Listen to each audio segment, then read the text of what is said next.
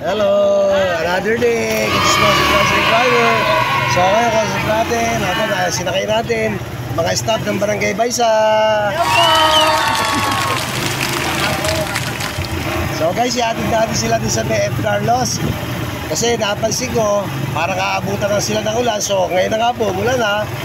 So, iatid natin sila. Serbisyong libre na lang din.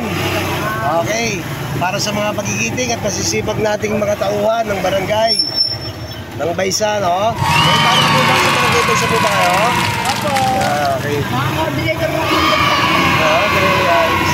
So, coordinator daw po sila ng ating kapitana, Gemma Wang.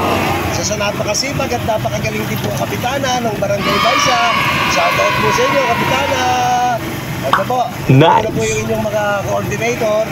Kasi po parang ramdam ko ulan ha, so bumusa nga po yung ulan. So,